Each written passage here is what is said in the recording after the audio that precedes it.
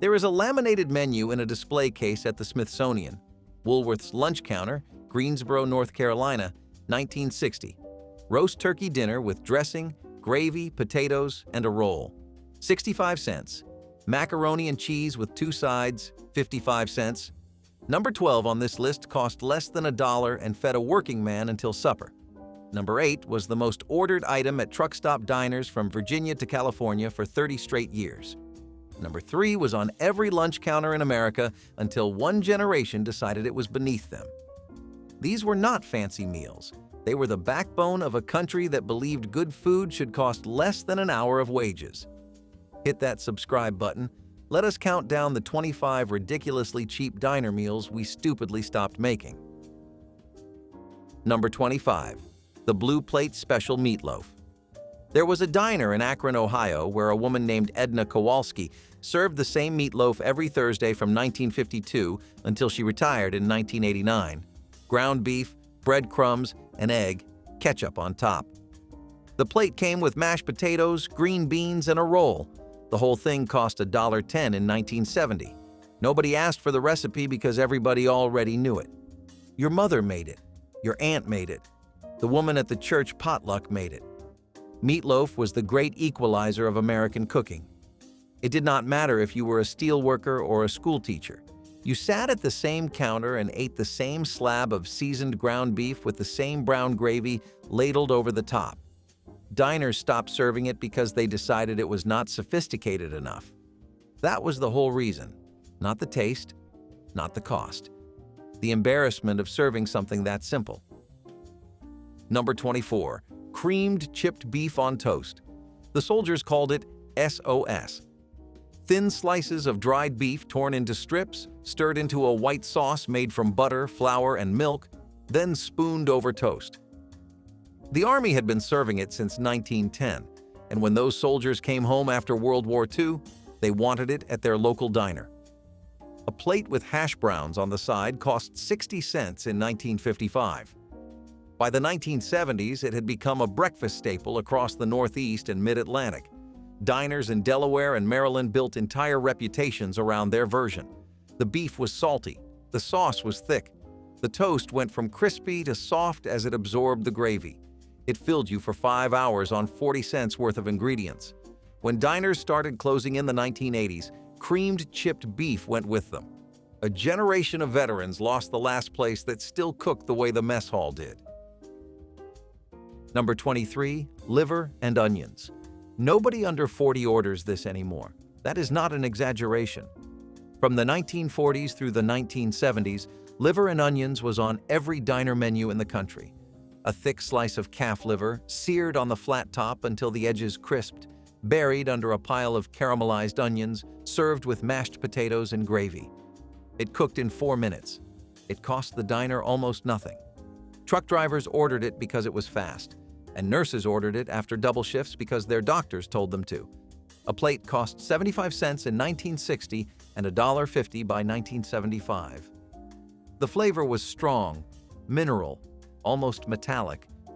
The onions were there to soften that edge. When America decided it did not like organ meat anymore, liver and onions vanished from menus almost overnight. Whole generations grew up never knowing what it tasted like. Number 22. The hot, open-faced turkey sandwich. This was Thanksgiving on a plate for $1.25. 2 slices of roasted turkey laid across a piece of white bread covered in brown gravy, with a scoop of mashed potatoes on the side. Woolworths served this at every one of their 1,950 lunch counters in 1964. Howard Johnson's had a version. So did every truck stop along Route 66. The bread soaked up the gravy and became something between stuffing and a dumpling. The turkey was sliced from an actual roast, not pressed deli meat. The gravy was made from drippings, not a packet. For a man working a double shift at the factory, this was the closest thing to a home-cooked meal he would eat all week.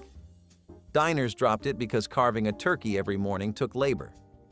Pre-sliced deli turkey did not taste the same, so instead of adapting, they just removed it from the board. Number 21. Salisbury steak. Dr. James Salisbury invented this during the Civil War. He was convinced that ground beef, formed into a patty and cooked in gravy, could cure everything from heart disease to tuberculosis. He was wrong about the medicine. He was right about the meal. A Salisbury steak at a diner was a hand-formed beef patty, seared in a skillet, then smothered in mushroom gravy and served with mashed potatoes. It cost 90 cents in 1965. The gravy turned a simple beef patty into something that tasted like your mother had spent an hour at the stove. By the 1980s, Swanson had reduced it to a frozen TV dinner that tasted like cardboard compared to the real thing. The diner version died because the frozen version was cheaper and faster. America chose convenience over flavor, and an entire dish paid the price. Number 20. The tuna melt. Rye bread, tuna salad mixed with mayonnaise and diced celery, a thick slice of Swiss cheese melted under the broiler until it bubbled and browned. Pickles on the side. That was the whole production. A tuna melt at a lunch counter cost 85 cents in 1968. Secretaries ordered it. School teachers ordered it. Construction workers ordered it and asked for extra cheese. The rye bread gave it depth. The melted Swiss gave it richness. And the tuna salad, cold against the warm bread, created a contrast that no modern sandwich has managed to replicate. Diners replaced it with wraps and paninis in the 1990s. The tuna melt did not disappear because people stopped liking it. It disappeared because restaurants stopped believing that simple food deserved a place on the menu. Number 19. Corned beef hash. A diner cook in Brooklyn named Frank Moretti used to make his hash from scratch every morning at 4 a.m. He chopped leftover corned beef by hand, diced potatoes, cooked the whole thing on a flat-top grill until the bottom formed a dark, crispy crust, then flipped it. 2 eggs on top, sunny side up, toast on the side. $1.40 in 1972. The crust was everything. That shattering crunch when you broke through with a fork, followed by the soft, salty, peppery interior. But canned corned beef hash killed it. The canned version was mush. No crust, no texture, no soul. Diner owners switched because it was faster, and customers noticed and stopped ordering. By the time a new generation discovered brunch, corned beef hash was already a memory. Number 18. Chicken fried steak. Take a tough, cheap cut of beef, pound it flat with a mallet, dredge it in seasoned flour, dip it in egg, dredge it again, and fry it in a cast-iron skillet until the coating shatters at the touch of a fork. Then smother the whole thing in white pepper gravy. This was the blue plate special across Texas, Oklahoma, Arkansas, and most of the rural South from the 1930s through the 1980s. A full plate cost $1.15 in 1965. The steak itself was round steak or cube steak, the cheapest cuts at the butcher counter, often less than 50 cents a pound. The breading and the gravy turned something tough into something extraordinary. That was the entire philosophy of diner cooking. You did not start with good ingredients. You started with cheap ingredients and made them good through technique and patience. Chicken fried steak was the purest expression of that idea. It took a cut of beef that nobody wanted, wrapped it in seasoned flour, and turned it into something worth driving 20 miles for. Truck stops across the Great Plains built their reputations on this single dish. When those truck stops closed and chains moved in, the chicken fried steak came pre-breaded and frozen. The gravy came from a packet. And the whole point of the meal, the transformation of something cheap into something magnificent, was lost. Number 17. Chicken a la king on toast. Chunks of chicken in a thick cream sauce with mushrooms, peas, and diced pimientos served over toast points or a split biscuit. This was hotel food that migrated to the diner counter in the 1940s and stayed there for 30 years. The diner version was made from scratch, real chicken pulled from the bone, a roux built with butter and flour, cream stirred in slowly until the sauce coated the back of a spoon. A plate cost 95 cents in 1962. It was the meal that waitresses recommended when you could not decide. Rich, warm, and filling without being heavy. The pimientos gave it color. The peas gave it sweetness. When diners stopped making sauces from scratch, chicken a la king was one of the first casualties. Number 16. The patty melt. A beef patty cooked on the flat top, placed on grilled rye bread with caramelized onions, and a slice of Swiss cheese melted over everything. It was not a hamburger. It was not a grilled cheese. It was something better than both. The patty melt was invented at tiny nailers in Los Angeles in the 1950s. It spread across the country within a decade because it was the perfect diner food. Fast to cook, cheap to make, impossible to mess up. The Swiss cheese melted into the onions and the beef, creating a single unified bite where you could not tell where one ingredient ended and another began. A patty melt cost $1 in 1970. By 2000, most diners had replaced it with a regular cheeseburger because the rye bread was an extra item to stock. Efficiency killed the patty melt. Not taste, not demand. Inventory management. Number 15. Welsh rarebit. Most Americans alive today have never heard of this. From the 1890s through the 1950s, Welsh rarebit was on the menu of nearly every lunch counter, tavern, and diner in the Northeast. Sharp cheddar melted with beer, mustard, Worcestershire sauce, and a pinch of cayenne poured over thick toast. That was the whole thing. Cheese on toast elevated to something almost elegant. A plate cost 50 cents in 1950. The sauce had a sharpness from the mustard and a depth from the beer that made it taste like it belonged in a restaurant, not a diner. That was the beauty of it.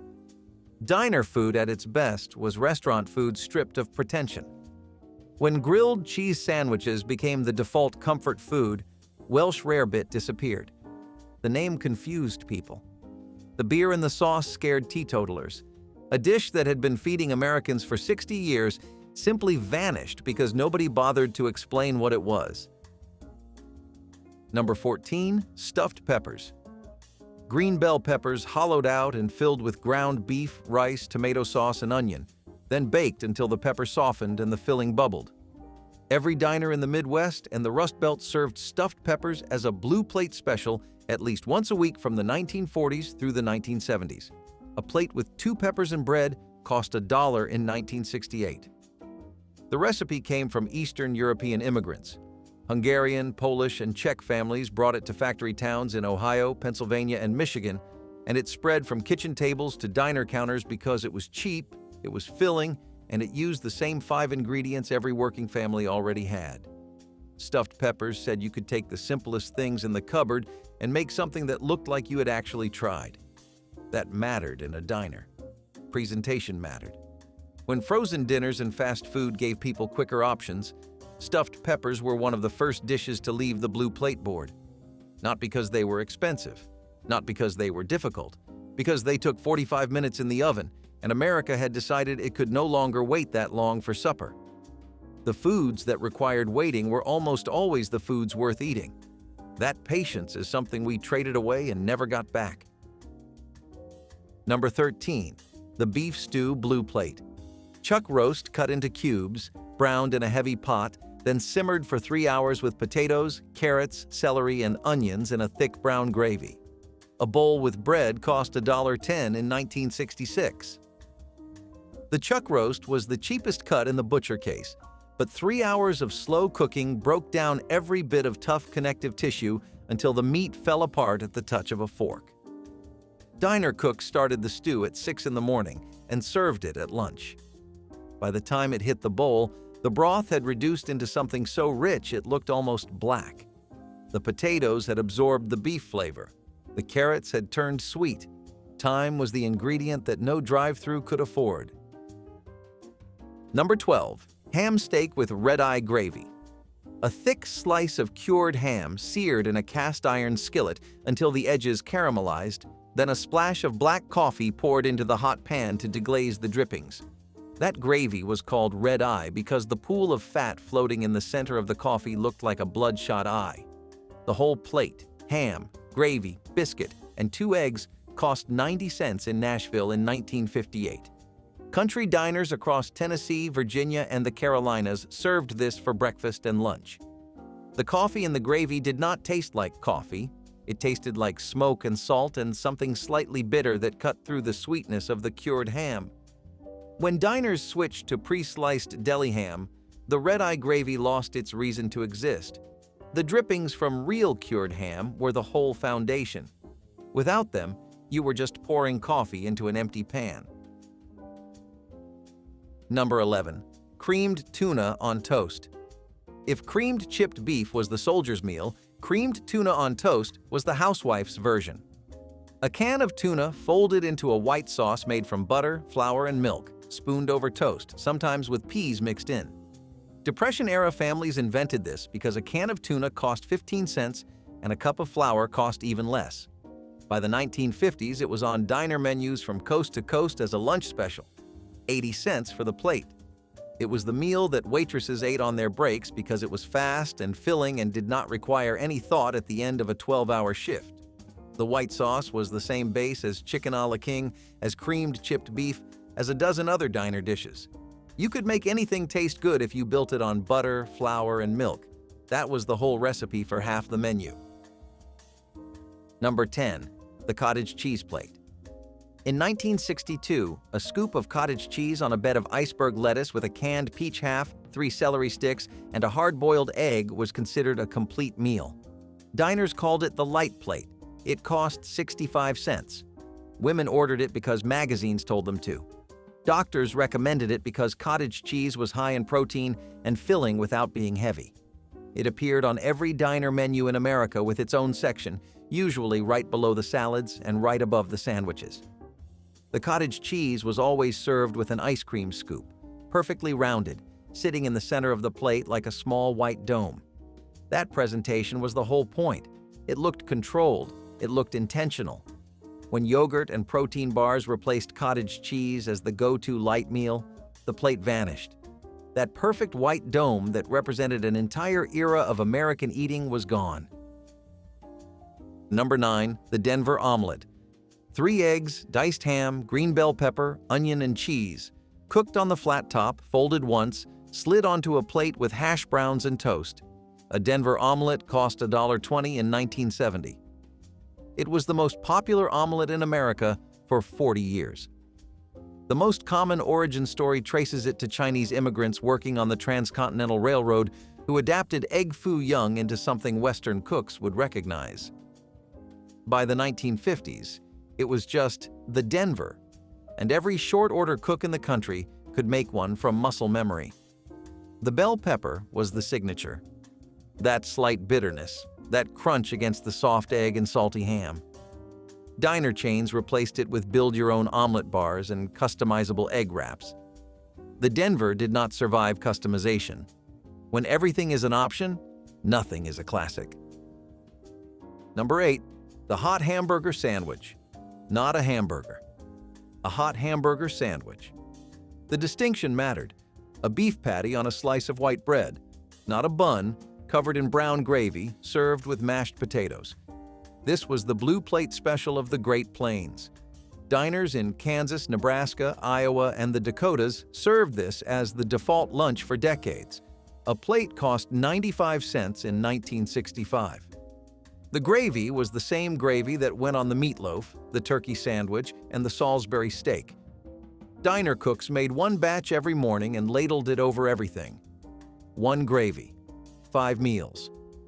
That economy of motion was the secret to cheap diner food. The white bread under the patty was there to catch the gravy and turn into something halfway between bread and stuffing. There was no elegant way to eat this. You needed a fork and a knife and a napkin tucked into your collar. This was food that solved a problem. You were hungry. You had $1. You left full. The hot hamburger sandwich existed for one purpose: to fill the gap between what a working person earned and what a working person needed to eat. When fast food chains offered more food for less money, the hot hamburger sandwich lost its economic argument. It never lost its taste. The people who remember it do not talk about how cheap it was. They talk about how the gravy tasted. They talk about sitting at a counter next to strangers who were all eating the same thing. That shared experience was something a drive-through window could never replace. Number 7.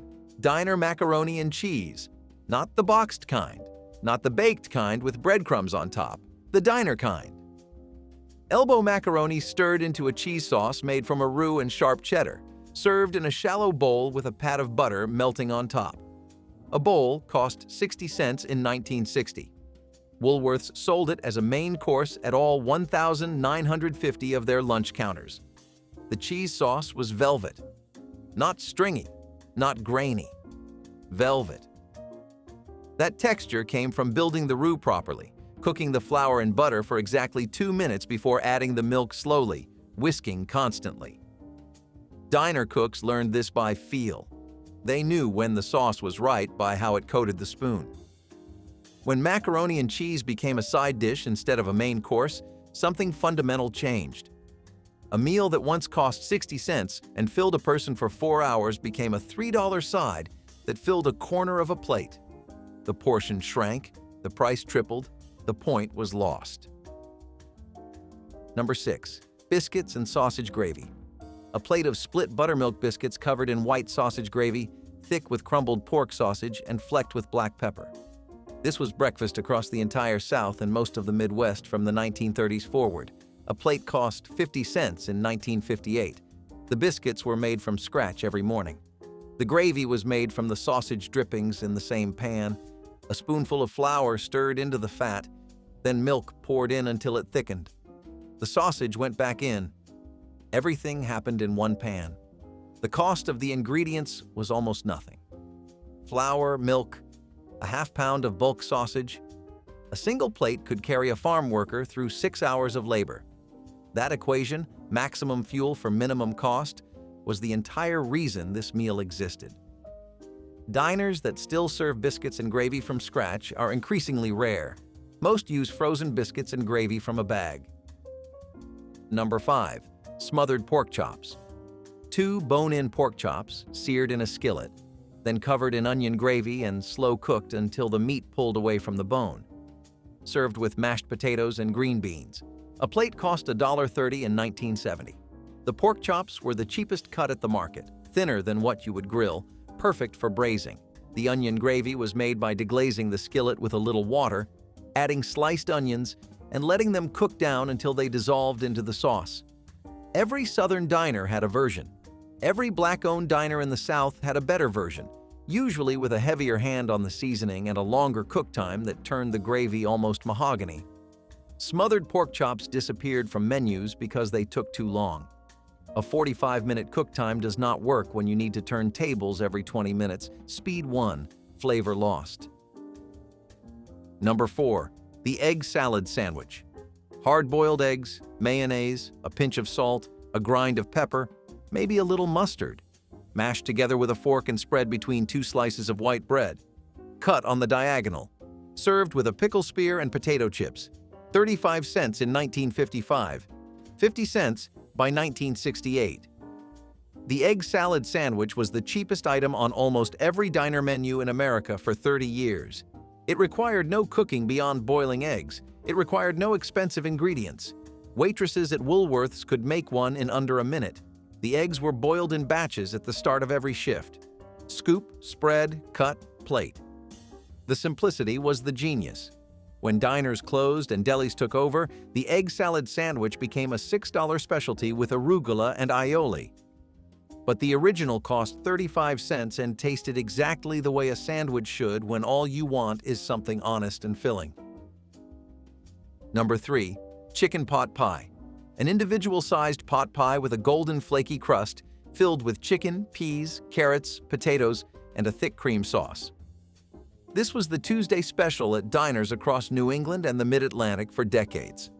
A pot pie with a side salad cost $1.10 in 1962. The filling was made from leftover roast chicken, the same chicken carved for sandwiches on Monday. Nothing was wasted. The cream sauce was the same base that went into every creamed dish on the menu. The crust was the labor. Rolling dough, cutting circles, crimping edges. That handwork separated a diner pot pie from the frozen banquet version that eventually replaced it. Marie Callender's built a restaurant empire on pot pie. Swanson built a frozen food empire on it. But the diner version, baked in a ceramic ramekin with a crust that shattered when you broke through, was better than both. It was better because it was made that morning by someone who was going to hand it to you across a counter. Number 2. Grilled cheese and tomato soup. A grilled cheese made with white bread and American cheese, cooked on the flat top until the bread turned dark gold and the cheese pulled apart in strings. Served with a bowl of tomato soup heated with a splash of milk. The combination cost 65 cents in 1958, $1 by 1975. It was the meal that children ordered. It was the meal that mothers ordered when they were too tired to think. It was the meal that widowers learned to make first, because it was the only thing they could manage alone in a kitchen that still smelled like their wife's cooking. The acid of the tomato cut through the richness of the cheese. The warmth of the soup extended the warmth of the sandwich. Together, they were greater than either one alone, and the diners that still serve this have replaced American cheese with Gruyere and charged $11 for what used to cost less than $1. Number 1. Chili and crackers. A bowl of diner chili, thick with ground beef and kidney beans, seasoned with chili powder and cumin, served with a sleeve of saltine crackers. That was the cheapest meal in America for 50 years. A bowl cost 40 cents in 1955, 75 cents by 1970. Every diner had a pot simmering on the back burner from October through March. The recipe never changed because it did not need to. Ground beef, canned tomatoes, kidney beans, onion, chili powder. The same 5 ingredients in every pot from Maine to California. The crackers were free. They sat on the counter in a basket next to the napkin dispenser. You crumbled them into the chili until the broth thickened. Nobody counted the crackers. Nobody limited the refills. The generosity of a free sleeve of saltines with a 40-cent bowl of chili was the entire social contract of diner eating. You paid almost nothing. You got more than you paid for. You left feeling like the world was not entirely against you. That was the deal. That was the promise every diner made to every person who walked through the door. The rule was the recipe: 1 can of cream of mushroom soup, 1 envelope of dry onion soup mix, a cup of long grain rice, a cup and a half of water, chicken pieces on top, lid sealed with foil, 90 minutes at 350. Do not open it. Open the lid at 45 minutes and the steam escaped, the rice went dry, and you came back to something nobody wanted. The title was the entire instruction set, No Peak Chicken and Rice, and every cook who made it had a story about someone who peaked, told with the satisfaction of patience, vindicated. It spread through church cookbook fundraisers across the 1970s because it asked almost nothing and delivered every time. It is strange to explain to someone raised on instant read thermometers that a dish could require only restraint, and that restraint alone was sufficient. Before anyone called it high protein or put it on a diet plate in a magazine with a sprig of mint, cottage cheese with canned fruit was simply what you ate when you didn't want to cook. A scoop of Breakstone's cottage cheese, a ring of canned pineapple, or a half peach from a Del Monte can, a few crackers on the side, and dinner was done. Women's magazines in the early 1960s promoted this combination as the sensible modern supper. Light, affordable, no dishes to speak of. Men who lived alone ate it because the cottage cheese cost 40 cents and the fruit can lasted 3 servings. Nobody talked about it much. It was the dinner that didn't feel like a real dinner, the thing you ate when you were too tired or too alone to stand at the stove. Most of the people who ate it regularly never mentioned it to anyone. It was their private arrangement with a Tuesday night. Stuffed bell peppers were a Depression-era solution to making ground beef and rice feel like more than ground beef and rice. You halved the peppers and they became free vessels, grown in the backyard or bought for pennies. And the same modest filling suddenly had shape and occasion. Raw ground beef mixed with uncooked rice, onion, salt, and tomato sauce, packed into the pepper halves, stood upright in a baking dish with a half-inch of water and more sauce poured over the top. Covered at 350, the steam inside did all the work. Rice cooked from trapped moisture, beef set firm, the pepper wall softened to tender. During the 1930s, when beef cost around 18 cents a pound and garden peppers came free all summer, this was the dish that made a weeknight feel like a real meal. Your grandmother may have served 2 halves with a glass of milk and nothing else. That was enough. She knew it was, and she set the table the same way regardless. The applesauce was never from a jar.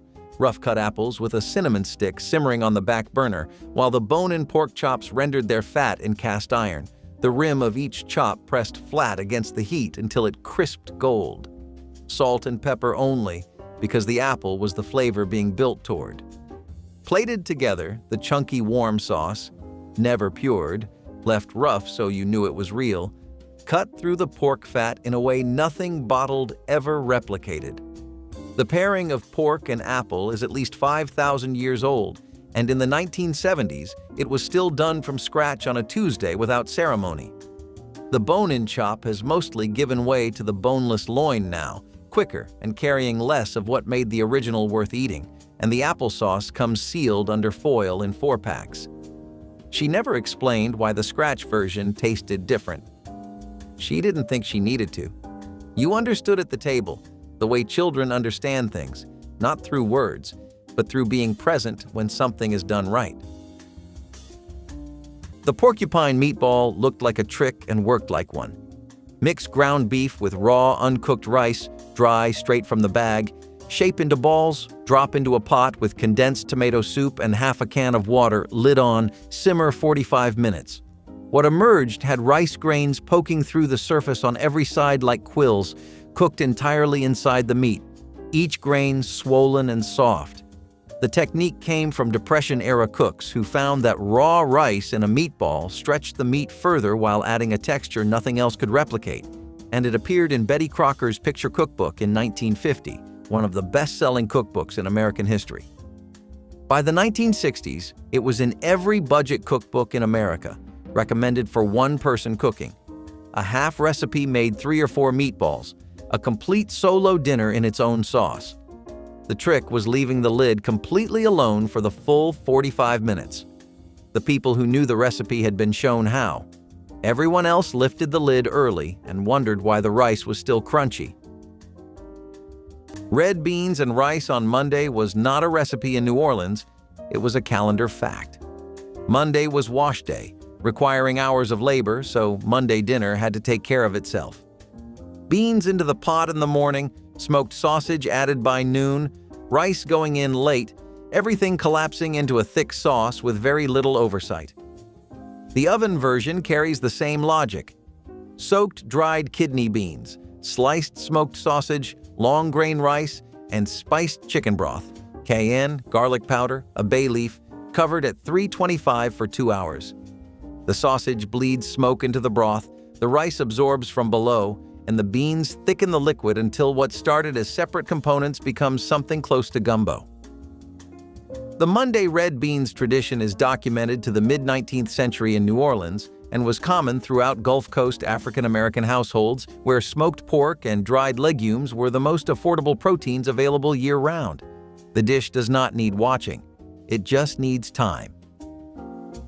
The scratch chicken pot pie of the 1970s had 2 crusts, top and bottom, made from cold butter and a cream sauce filling built from a roux, not poured from a can.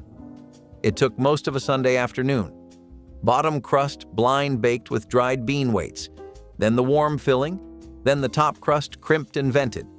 400 degrees, 35 minutes, until the steam lifted the center slightly and the edges went dark gold. The rule nobody wrote down. The filling had to go in warm.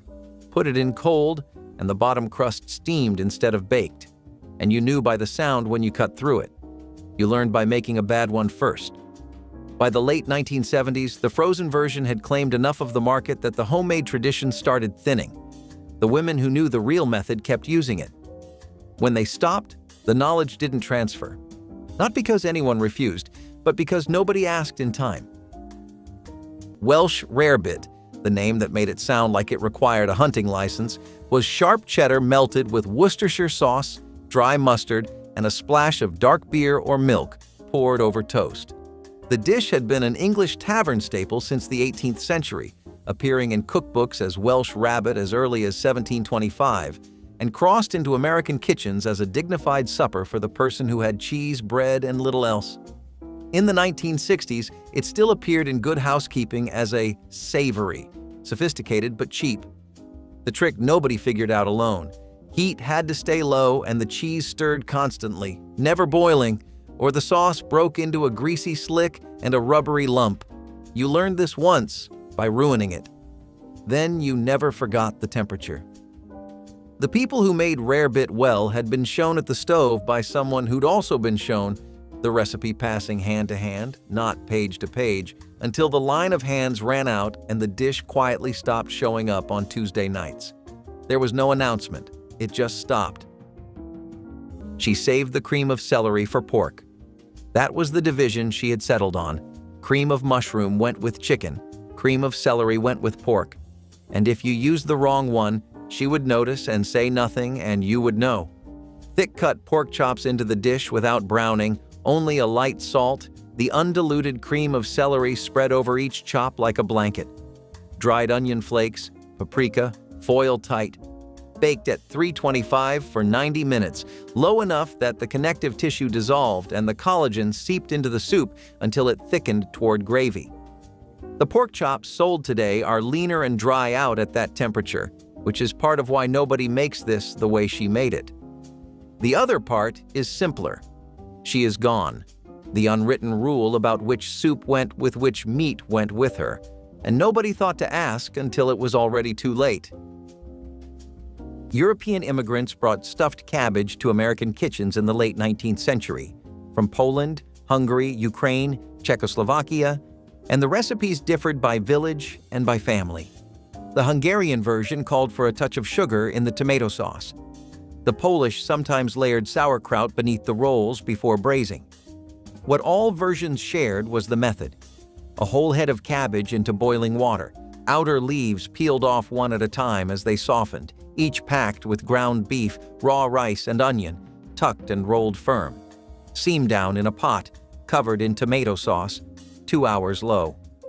The house took on the smell of cabbage softening in tomato, sweet and slightly funky, a smell that places you in that specific kitchen the moment you encounter it again, decades later.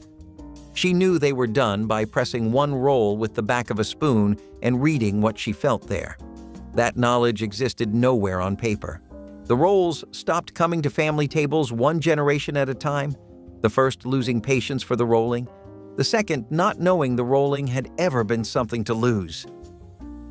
If rice-a-roni was what you made when the cabinet was stocked, cream of mushroom pork chops was what you made when the refrigerator held exactly one pork chop and a single can of Campbell's.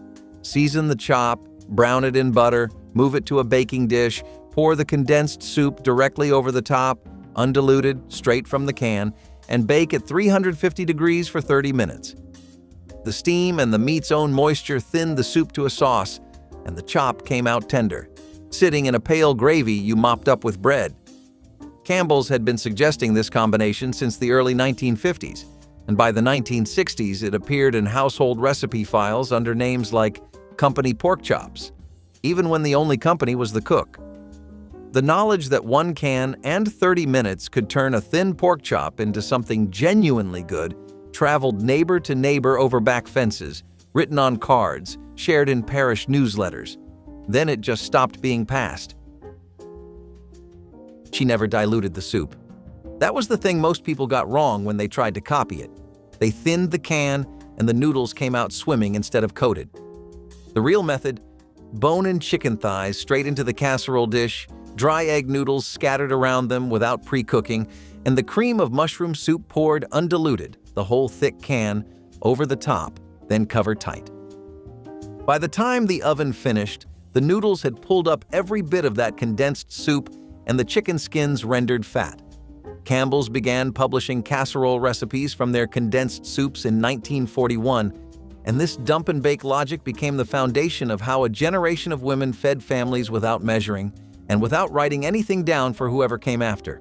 You can follow the method exactly. Whatever she added, the decision to leave the skin on, the extra crack of pepper before the foil went down, went with her, and no amount of trying will bring it fully back. Chicken cacciatore, hunter style from the Italian, was built for tough birds, and by the 1970s it had settled so firmly into American home cooking that Better Homes and Gardens ran it beside pot roast as standard weeknight fare. Bone-in thighs and drumsticks into olive oil until the skin crisped, then onions, peppers, mushrooms, and garlic building in the same pan, then crushed tomatoes, a splash of white wine. The chicken nested back in skin side up, covered and simmered 45 minutes. The secret nobody recorded. Low heat and time could make cheap bone-in pieces taste like something worth effort. The bone was the whole point. It gave the sauce collagen and depth a boneless breast never could. When convenience cuts became the default in the 1980s, cacciatore stopped delivering. Most cooks let it go without a eulogy. The box of rice-a-roni had been in American cabinets since 1958, and by the early 1960s, it had become the standard dinner for anyone cooking alone who wanted something that felt more like cooking than it was. The technique was everything. Melt butter in the skillet, add the dry rice and broken vermicelli from the box, and toast them together, stirring constantly until the pasta turned amber and the rice went translucent. Then water, then the seasoning packet, lid on, heat down. Those 2 minutes of dry toasting gave the dish a nutty depth that plain boiled rice never had. The step people who didn't know the rule always skipped, wondering later why theirs tasted flat. Golden Grain Company developed the original in San Francisco, after co-founder Vince DeDomenico watched a neighbor combine rice and pasta in the early 1950s. 19 cents a box. You could eat it plain. You could pull in a leftover chicken thigh and call it a proper dinner. Either way, it was ready before you finished changing out of your work clothes. It sounds like a mistake until you eat it. Apricot jam and dry onion soup mix poured over raw chicken pieces and nothing else. No broth, no extra seasoning. The jam melts and spreads thin across the skin, and the dehydrated onion blooms in the moisture the meat releases. By the 40-minute mark, the dish has lacquered itself, the jam reducing to something close to a restaurant glaze, the chicken underneath bronze and pull-apart tender. The sweet and savory logic, fruit with poultry balanced by salt, is as old as medieval European cooking. But nobody at the counter with a jar of Smuckers and a packet of Lipton was thinking about that. They were thinking about dinner, and what they landed on tasted like more effort than it was. The dish arrived in American kitchens through the 1970s and 80s, when shelf-stable condiments made complicated-tasting meals possible without anything being fresh. Open 2 things, pour them over chicken, and sit down to something that looked like you meant it. Nobody called it a recipe. There was ground beef and potatoes in the bin, and that was the plan. The beef browned with diced onion, broken up but left with some texture. Some fat stayed in the pan deliberately. Flour stirred through until it disappeared, then beef broth poured slowly, pulling up everything the beef had left behind on the bottom. 3 minutes over medium heat, and it thickened into something dark, glossy, and full of depth that no gravy packet ever replicated because the flavor was in the fond, the browned bits, and you only got those by starting with the meat itself. Over hand-mashed potatoes, salt, and butter, nothing else. 20 minutes total. The house smelled like someone was paying attention. She never named what she did between the browning and the broth. You figured it out years later, alone in your own kitchen, the moment the gravy hit the right color and sheen, and felt something that was difficult to name, but that had her in it. Creamed dried beef had a nickname men who'd served never quite stopped using. Unsuitable for cookbooks, but right at home in kitchens where someone had learned to cook on a military budget. The recipe: a small jar of armored dried beef soaked briefly in cold water to pull back the salt, torn into pieces, folded into a white sauce of butter, flour, and milk, black pepper, ladled over toast. The toast had to be properly done, golden, not pale, because the sauce soaked through soft bread in 40 seconds flat, and everyone who'd made it more than once knew to watch the toaster. The jar cost about 20 cents. The flour and milk cost almost nothing. It was the meal of men who'd come home from service and never quite returned to spending money the way civilians did, carrying a wartime economy through the 1950s and into the 60s on a budget that existed only in their own kitchens. The jars have retreated to specialty shelves now, waiting for someone who still knows what they're for.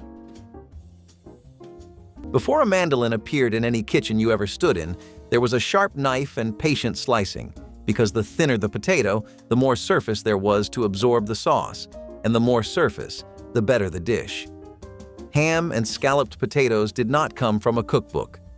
They came from the Monday after Easter, when half a bone-in ham still sat in the refrigerator.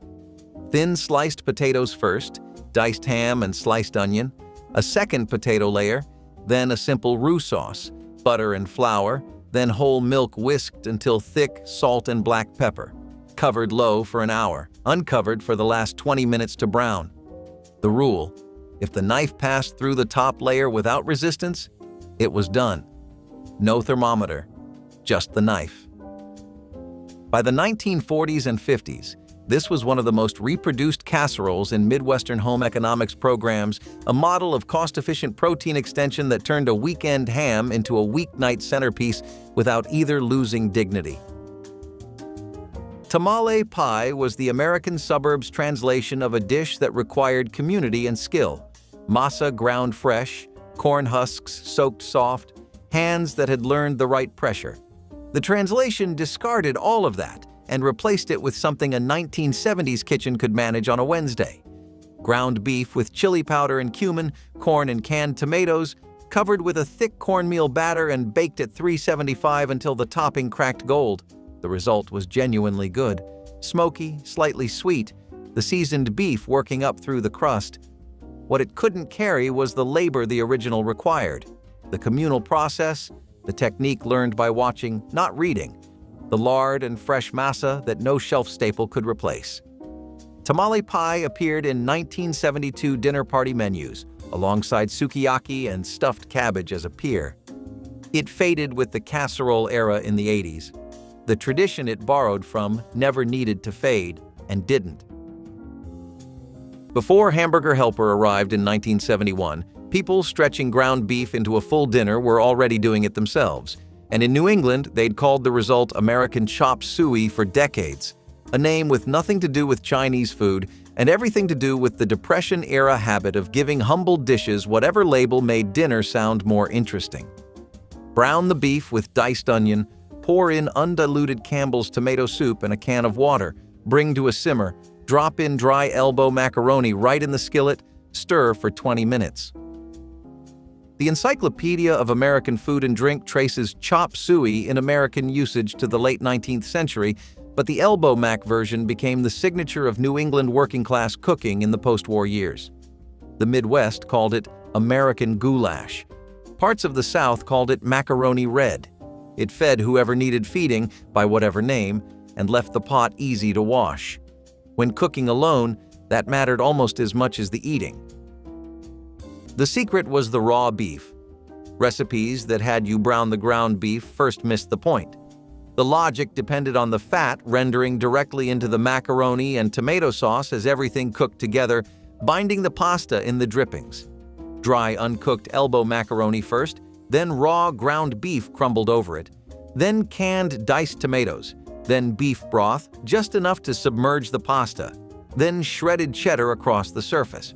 Tight foil, 350, 45 minutes, then uncovered for 10 more to set the cheese. Campbell's published an emergency dinner pamphlet in the 1950s built on this exact principle. Raw starch and raw protein combined with liquid in a sealed dish, which became the organizing idea of American post-war convenience cooking. The broth turns the macaroni translucent where it has not yet absorbed. The beef fat marbles through the pasta, and the cheddar goes slightly crisp at the edges. You pull back the foil and the kitchen smells like a diner in 1957. Swedish meatballs made the American dinner table through Scandinavian immigration and stayed through the post-war love of all things Nordic. A mixture of ground pork and beef, lightly spiced with allspice and nutmeg, rolled small, browned in butter, then finished in a cream sauce with beef broth, served over egg noodles or with lingonberry jam. The allspice and nutmeg were the whole secret. Strange until you taste it, and then the only detail that matters. Sweden acknowledged in 2018 that the dish traces to a recipe King Charles XII brought back from Turkey in the early 18th century. But by then, the meatball had been American long enough that the origin felt like someone else's argument. She made them for Christmas every year. The house smelled like butter and nutmeg and the holidays for an afternoon, and now nobody in the family knows the ratio she used or thought to write it down before she stopped making them. Haluski traveled into American budget cooking in the suitcases of Polish and Slovak immigrants who arrived in the steel towns of Pennsylvania and Ohio in the early 20th century. and by the 1960s it had settled into the weekly rotation of working-class households from Pittsburgh to Cleveland. The technique was patience, cabbage sliced thin and cooked in butter over low heat for 20 to 30 minutes until it softened and caramelized and turned pale gold. Then egg noodles, boiled and drained, tossed into the same pan with another tablespoon of butter, salt, and black pepper, every noodle coated. The whole meal cost under 30 cents. The people who made it had learned from their mothers, who had learned in another country entirely, carrying the recipe in their hands rather than on paper. It still appears at church basement fundraisers in certain Pennsylvania towns. Everywhere else, it slipped away when the generation that cooked it stopped cooking. Uncooked long-grain rice goes in first, dry, straight from the bag, no pre-rinsing. That was the rule. And if you had to ask why, you were not there yet. Bone-in pork chops lay on top, seasoned with salt, onion powder, and paprika, and a can of cream of mushroom soup thinned with 1 can of water went over all of it. Foil tight, 350, 1 hour covered and 15 uncovered to brown the top. The rice absorbed every drop of pork fat and broth, pulling flavor up through the grain the way only sealed, slow heat allows, and the chops came out falling toward the bone. Nobody called this a recipe. It was just the Tuesday answer when the budget was low. Through the 1950s and 60s, home economists promoted pork and rice casseroles as the most cost-efficient complete protein a household could produce. Meat, starch, and fat in one sealed dish, no moisture wasted. Today, the chops come out of an air fryer and the rice is instant, and the patience of that sealed hour is gone. Long before Tuesday needed a theme, American chop suey was already solving the problem. Ground beef, elbow macaroni, canned tomatoes, onion, everything in one pan until the pasta absorbed the liquid. The name borrowed from Chinese cooking, chop suey, appeared in print as early as the late 1800s, derived from Cantonese for a little of this and that. But the dish had no connection to any Chinese kitchen. In New England, it was simply chop suey. In the Midwest, they called it American goulash. In Ohio, it became a baked casserole called Johnny Marzetti. You could tell where someone was raised by what they called it, and whether cheese went in at the end, and whether the green pepper was required or optional. Nobody agreed on any of it. Everybody's mother made the only correct version. The dish has never entirely gone, but the name has mostly faded. Most people under 30 call it pasta with meat sauce, unaware they're eating something that fed entire neighborhoods for most of a century. The trick with tomato soup rice was that you never added plain water. You poured condensed Campbell's directly into the skillet with a cup of long-grain rice, diced onion, a strip of green pepper, and enough chicken broth to make the ratio right, then covered it and left it on low for 20 minutes. The rice absorbed everything, the tomato, the salt, the sweetness of the onion, and came out a pale orange red, each grain separate, faintly sticky at the edges. The people who grew up eating this called it Spanish rice, even though no one in Spain would have recognized it, and every household had a different version. Some added ground beef, some used beef broth, some added diced tomatoes alongside the soup. The version made with nothing but soup and rice cost almost nothing and kept in the refrigerator for 3 days. It appeared in 1960s budget cookbooks under meatless main dishes, with the suggestion to stretch it by adding a poached egg on top. Most people just ate it plain, standing at the stove. Cheesy chicken and hash brown casserole arrived when the freezer section became a pantry. Frozen, shredded hash browns, the bag in the bottom of the freezer since the last big breakfast, were the entire starch, tumbled into a dish still partly frozen, then covered with shredded rotisserie chicken, sour cream, cream of chicken soup, shredded cheddar, and salt. No pre-cooking, no thawing, no browning. $3.50 for an hour. The hash browns cooked in steam from the sour cream and soup. The chicken absorbed the potato fat, and the cheddar went crispy at the edges. Through the 1970s, as frozen foods became standard pantry items, this assembly cooking replaced the labor of peeling and slicing that earlier potato casseroles required. She probably learned it from a church cookbook or the back of the Ore-Ida bag, and once she did, she never went back to fresh potatoes. That version, the easy one done in 10 minutes flat, is the one you remember, and she is not here to make it anymore. Chicken paprikash arrived through Hungarian immigration and held on for 60 years because it rewarded patience and real ingredients. Bone-in chicken, sweet Hungarian paprika, vivid, almost orange, with a faint sweetness impossible to replicate from the dusty supermarket tin. Butter, onion, sour cream, and nothing else that mattered. 2 heaping tablespoons of paprika into softened butter and onion, stirred until the kitchen changed, then the chicken, broth, lid on, 45 minutes low. The sour cream went in off the heat at the very end, always off the heat, because if it boiled, the sauce broke into something grainy with no recovery. Over wide egg noodles, the color of a late sunset. A taste of home recipe credits a grandmother named Alta, whose version used only 5 ingredients, trusting the paprika entirely. It held up. The dish has thinned from general awareness now, but anyone whose grandmother made it will stop mid-step when that specific smell moves through a room. Paprika bloomed in butter, sour cream finishing the pan, and be completely somewhere else for a moment. Tamale pie was what you made when ground beef and a can of beans needed to become something that actually felt like dinner. Brown the beef with onion and garlic, add kidney beans, canned tomatoes, chili powder, and cumin, let it thicken. Pour a cornbread batter over the top, cornmeal, flour, egg, milk, bake at 400 degrees for 25 minutes. The recipe had circulated in American cookbooks since the 1930s, when Midwestern agricultural extension pamphlets recommended it as a practical way to stretch inexpensive ground beef. By the 1960s, it appeared in budget cookbooks nationwide, often noted as makes 2 meals. The genius was the crust. It absorbed the chili juices from below while baking, so the bottom was dark and moist and spiced while the top stayed dry and crisp. 2 completely different textures in the same dish. You had to decide which half you wanted first. Both choices were right, and you never quite made up your mind before the dish was empty. The smell hit the hallway before you reached the kitchen. Kielbasa and sauerkraut in a hot oven produce a sharp, smoky smell that is not polite and not quiet. Central European immigrant families brought kielbasa into American working-class neighborhoods in the early 20th century.